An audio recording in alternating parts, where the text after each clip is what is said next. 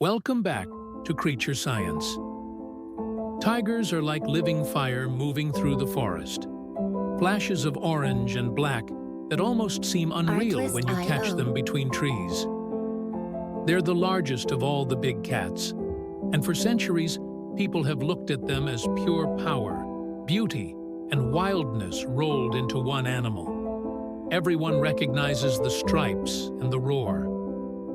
But once you start digging into their biology and behavior, the picture gets way more interesting. There's a whole hidden system of strength, strategy, and survival that makes the tiger one of the most finely tuned predators on Earth. At first glance, the sheer athleticism of a tiger is what sets the tone. They're built like coiled springs. Their back legs are longer than the front, giving them this incredible launch power.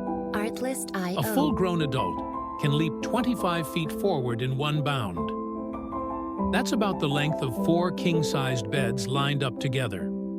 They can also spring 12 feet straight into the air, which is about as high as the roof of a single-story house. And unlike a lot of cats, tigers are at home in the water. They swim for fun, to cool off, or to hunt. They've been tracked swimming across rivers more than 4 miles wide. There's even a documented case of a tiger swimming 29 kilometers in a single day. That's an animal completely at ease in 2 worlds, land and water, and that versatility feeds into everything they do. For such powerful animals, their lives are surprisingly solitary. Adult tigers don't travel in packs or prides. Each one lays claim to its own territory. An invisible empire marked by boundaries nobody else is allowed to cross. The size of that territory depends on where they live. In prey-rich areas of India, a female might need just 10 to 40 square miles. But in the Russian Far East, where prey is thin and spread out, a single male might control a staggering 1,900 square kilometers, which is larger than the entire city of London.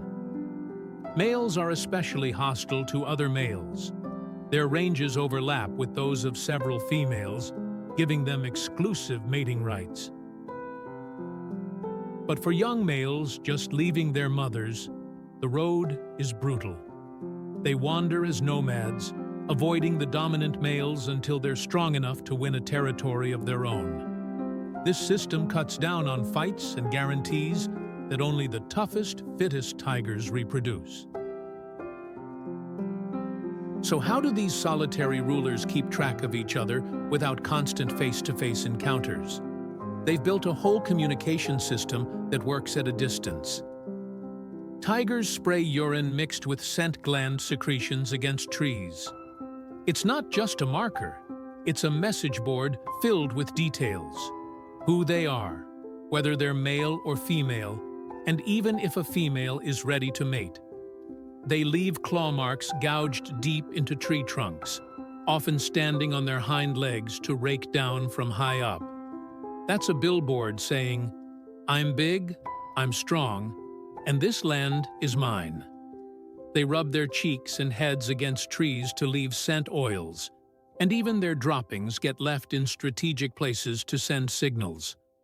Put all of these together, and you get a social network written in chemicals and scratches that every tiger in the area can read. When sound is needed, the roar takes over.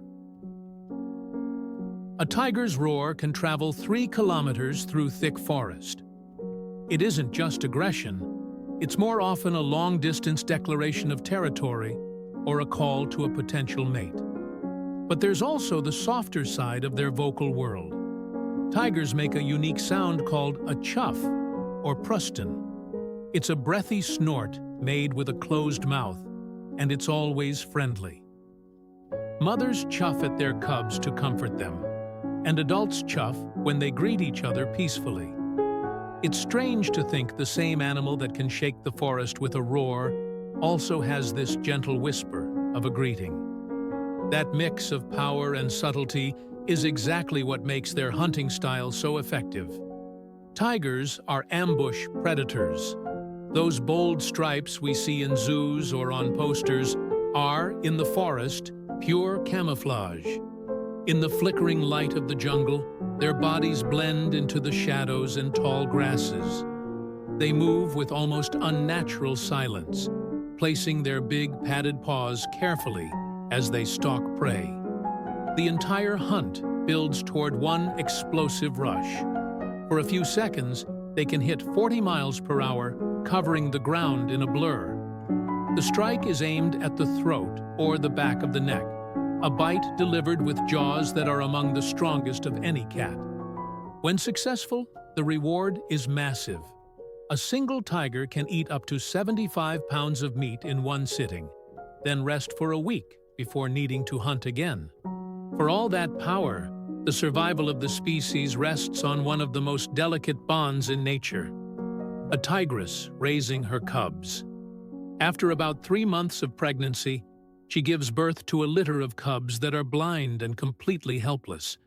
From that moment on, she's on her own. The father plays no role. For the next 2 years, her life is dedicated entirely to feeding, protecting, and teaching her young. She hunts not just for herself, but for them. And she teaches them every critical skill they'll need: how to stalk, how to read the scent messages left in the forest, and how to launch a successful kill. It's a dangerous period. Cubs are vulnerable to other predators and even to starvation if the mother fails a few hunts. But her patience and determination keep them alive until they're strong enough to strike out alone. This cycle repeats generation after generation, but the space for it is shrinking. Historically, tigers roamed across huge portions of Asia, but they've now lost more than 93% of their original range.